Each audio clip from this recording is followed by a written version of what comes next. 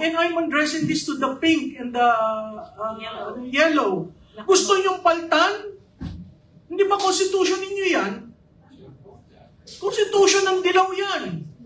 In total reaction to the Marcos years. Ngayong nagkakaroon ng labuan ngayon, gusto nyo mag-extra constitutional? Kawawa na ho ang bansa natin. Ang ekonomiya ho natin ay bagsak. Hindi ho masaya itong darating na Pasko. Yun hong kagustuhan ng ibang kampo na ang parehong magbitiw.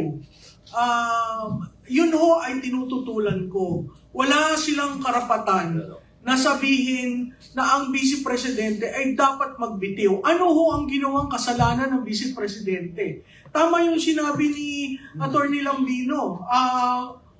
125 billion versus 1 trillion. 125 million already accounted for by COA. Wala naman hong violation dun sa joint memorandum on confidential fund.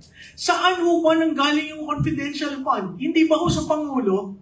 Binigyan siya. Bakit siya binigyan? Dahil sa NTF-ELCAC na na-appoint siya at sinabi niya lately na ginamit siyang pag-check dun sa corruption sa DepEd. Kung saan na-discover kung sino nag-supply ng computer. Okay? Anong ginawa niya nang una siyang dumating doon? Yung computer ho, pinakiusapan niya ang AFP para ma-distribute. Kahit may obsolescence na, dahil medyo luma, ginawa pa rin niya para makarating dun sa dapat paratingan. So yung ating saligang batas, katulad ng sinabi ni Atty. Lambino, klarado eh. Wala namang vacancy sa Office of the Vice President. Hindi ko maintindihan yan. Magtatawag kayo na pareho bumaba. Nasa Constitution ho, that Congress shall pass a law on succession. Nobody has tried filing that. I don't understand why. That Constitution has been there since 1987. Okay? So, kung gusto nyo, paulit-ulit kong sinasabi, pag pumunta kayo sa malls, wala akong namimili. Wala akong Christmas rush. Abay, tayo malapit na sa katapusan ng November. Hindi ho ba ang behavior ng consumer sa Pilipinas pagdating ng ganitong mga panahon ay talagang kabi-kabila na ang sale, kabi-kabila na ang tiyanggi. Wala ho yan. Hinahawakan ni Juan de la Cruz ang pera niya para sigurado na may pera siya sa susunod na quarter o sa susunod na taon. Ganun hong kahirap ang buhay. Kaya hindi ko maintindihan itong mga kaibigan natin sa kabilang kampo na sinasabi na dapat silang dalawa. Hindi ko rin ho maintindihan na kung bakit ang mga kaliwa ay nasa mesa pa na makikipag-bargain. Parang ang panahon na yon ay tapos na. Diba? Respetuhin ho natin yung proseso. At respetuhin natin yung saligang batas na yung mga dilawan ang gumawa. Maganda ba yung saligang batas? Hindi ho. Nakikita natin yung problema. Pero makuha natin pagbabago, napakahirap pong baguhin. Bakit? Kasi parati nila sinasabi, ayaw namin mabago yan. Eh, paano tayo uunlad?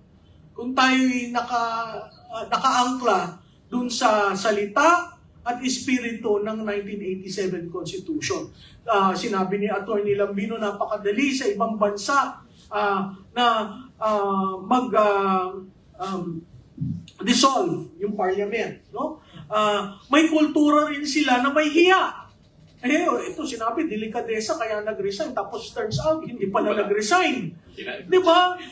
So ayan mga kababayan, no, nakatikim po ng supalpal itong mga dilawan mga kababayan mula dito kay Professor Malutikia dahil dito nga po sa kanilang pinagsasabi na ayaw po nilang mag-resign itong si BBM kung hindi kasama itong si BP Sara at ano namang kinalaman ni BP Sara doon sa mga flood control corruption ngayon mga kababayan at yung 125 million nga lang na confidential funds ay talaga namang dinurog talaga nila ng gusto si BP Sara kahit na meron na pong report nga itong COA mga kababayan at tuloy-tuloy pa rin sila mga kababayan doon sa kanilang pagbira kay BP Sara. At ito naman ngayon na nangyari parang karma na mga kababayan no, sa aking pananaw. Dahil gaano nila ka desperadong tirahin si BP Sara. Sila pala yung may ginagawang hindi talaga maganda pala mga kababayan. Sila pala yung nagnakaw mga kababayan. No? So ginagawa nilang diversion itong or pagtatakip itong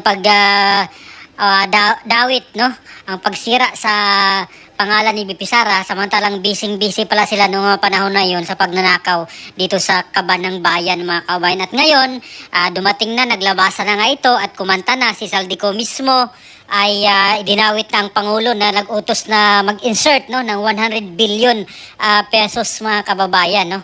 At ngayon na si Saldico naman ang kailang sinisira mga kababayan. So parang di ko alam anong dahilan bakit ay bumaliktad si Saldico, dahil daw po ay may pinagbintangan na raw siya or pinagbantaan na raw siya ni dating House Speaker Martin Romualdez mga kababayan na i-shoot or ipapatumba siya ni dating House Speaker Martin Romualdez. Kaya ngayon gusto niyang ilabas ang katotohanan bago pa daw siya mauna nilang matumba or mapatumba no or patay. So ngayon mga kababayan, ito mga dilawan, ayaw nilang si BP Sara ang magiging presidente na, kasi pag mag-resign itong si BBM, automatically sa ating batas, sa ating constitution, ang vice president ang mag-take over no bilang presidente. At itong mga dilawan na mga hipokrito na talaga namang ayaw nilang maupo or ayaw nilang makabalik ang mga Duterte sa palasyo. Kaya tahimik sila ngayon mga kababayan no.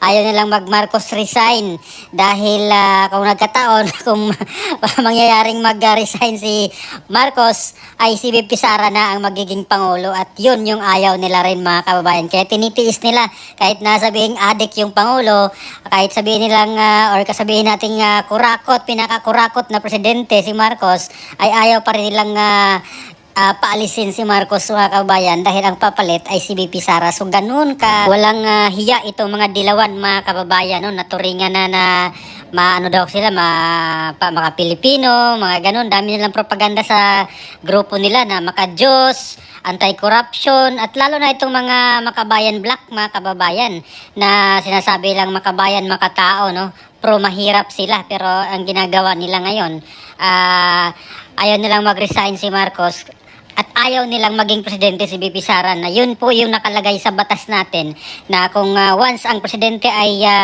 hindi na capable na gawin yung kanyang trabaho or mag-resign siya or mamatay yung presidente, ay yung vice presidente yung papalit. Yun naman talaga yung ano niya, yung rule niya mga kababayan doon sa ating constitution no. At yung constitution na yan mga kababayan ay ginawa sa panahon ng mga dilawan, sa panahon ni dating presidente Corazon Aquino no, noong 1987, nung matapos nilang mapatalsik nga itong si Marcos Sr. ay binago nila yung saligang batas. Ito nga po yung 1987 constitution, at nakapaloob po doon na yung vice presidente ang papalit doon sa presidente pag may mangyaring hindi maganda or kung hindi na po kayang gawin or gampanan ng presidente yung kanyang trabaho. At itong mga aliporis sa mga dilawan ay ayaw nilang tanggapin yan mga kababayan ngayon, dahil si BP Sara nga ang vice presidente, at ayaw nilang maging presidente nga si BP Sara pag once na si BBM ay aalis or bababa sa pwesto. At yun yung ayaw nilang mangyari mga kababayan. Lalo itong si Laila de Lima no, sinabi niya ay hindi daw siya papayag na makabalik ang mga Duterte no, or hindi daw siya papayag na makabalik ang isang Duterte pa doon sa Malacanang. So yun po yung kanila. At itong si Jesus Palsis na talaga namang anti-Duterte talaga siya, at nag-claim siya na political analyst daw. At ito yung sinasabi niya no, na kung hindi daw bababa si BP Sara din, kung si Marcos lang ay ayaw niyang or hindi siya papayag mga kababayan. So ganito ka mga ano talaga itong totoong ugali ng mga dilawan mga kababayan. Sariling interest lang po nila yan ang kanilang iniisip no. Hindi talaga yung mga Pilipino yung kanilang iniisip no. Yung mga yellow or pinklawan, sariling mga interest ang kailang sinusulong, hindi po yung pangkalahatan ng mga Pilipino, mga kababayan. So ano pong masasabi nyo dito sa buwelta ni Professor Malotikia, no? Dito po sa mga dilawan na mga kaplastikan na lahat ng mga kahipokrituhan ay nasa kanila na, mga kababayan. So please comment down below. Maraming salamat. God bless po sa ating lahat.